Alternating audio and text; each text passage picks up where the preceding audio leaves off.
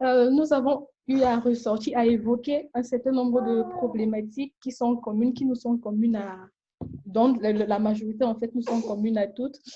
Et là, cet après-midi, je suis chargée de vous les détailler, enfin pas détailler, parce que je vais faire une présentation succincte.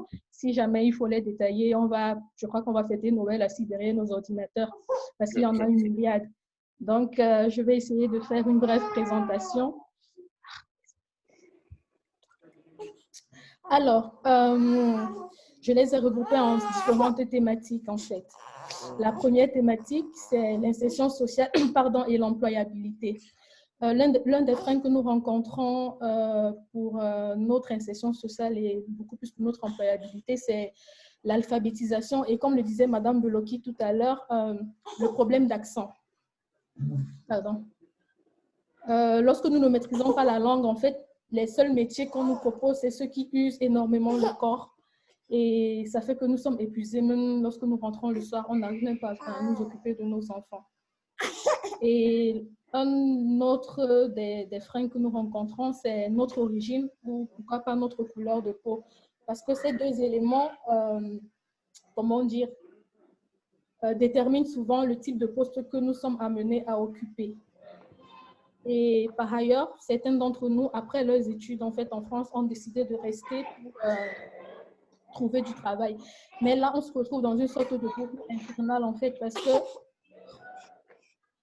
pour avoir un travail, pour avoir un travail, il faut avoir de l'expérience. Or, pour avoir de l'expérience, il faut avoir un CDI ou un travail en fait. Donc, ça devient une boucle infernale de laquelle on a du mal à s'extirper. Et comme autre thème, en fait, c'est l'entrepreneuriat. Nous avons énormément de mal à trouver un cadre de travail idéal pour avoir un rendement et tout en faisant garder nos enfants à côté, par exemple, pourquoi pas. Et autre chose, c'est que un autre frein à l'entrepreneuriat, c'est les enfants. Je vais revenir tout à l'heure sur ce thème-là. Mais des fois, dans certaines communes, il est demandé à certaines d'entre nous de devoir avoir un CDI pour avoir une place en crèche. Donc, à un moment donné, on se rend compte qu'on a l'impression que, c'est même pas une impression, parce que il faut choisir entre être entrepreneur, enfanter, avoir des enfants, et surtout quand ils sont en bas âge, c'est vraiment très compliqué. Je vais y revenir tout à l'heure. Et l'autre point, c'est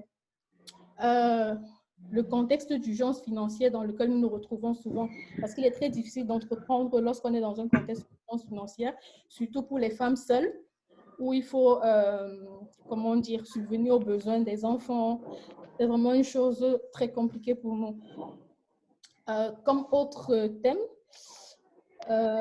autre frein à la formation professionnelle et à la poursuite d'études, en fait, c'est les procédures longues et compliquées auxquelles nous faisons souvent face. Pour les femmes non européennes, je vais dire, les procédures d'inscription à l'université sont tellement longues.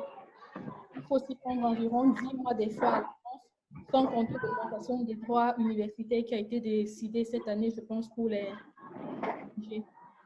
De notre côté, ce que nous avons pu relever, c'est que la charge des enfants repose énormément sur nous, sur certains d'entre nous, pardon.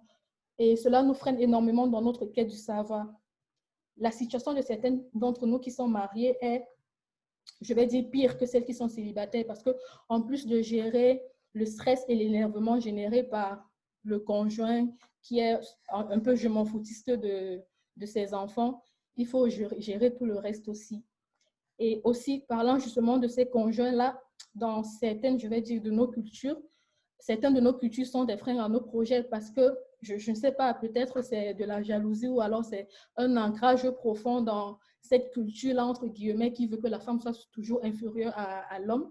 Ces hommes-là, ces compagnons-là sont des freins, de vrais freins à notre progression dans cette quête du savoir-là. Et comme dernier point, je pense, voilà, c'est le sujet épineux des enfants. Et en fait, nous rencontrons énormément de difficultés à faire garder nos enfants. La preuve, nous devons travailler en les gardant. Nous avons, comme je disais tout à l'heure, on nous demande des fois d'avoir des CDI pour pouvoir avoir des places dans des crèches. Et aussi, nous n'arrivons pas souvent à leur trouver des endroits de vie, entre guillemets, normaux, parce que des fois, nos logements sont tellement précaires, l'enfant n'est pas épanoui et le parent non plus, bien évidemment.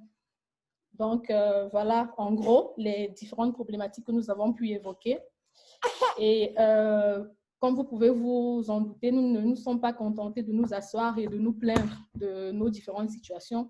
Nous avons aussi évoqué quelques recommandations et selon la présentation de M. Debouimi tout à l'heure, je me suis rendu compte qu'en fait, ces recommandations, ces problématiques sont tellement communes à beaucoup de femmes expatriées, quel que soit le pays d'où elles viennent. Et voilà, je vais donc passer la parole à ma collaboratrice Martine qui va essayer de parler de ces recommandations-là. Merci. Merci.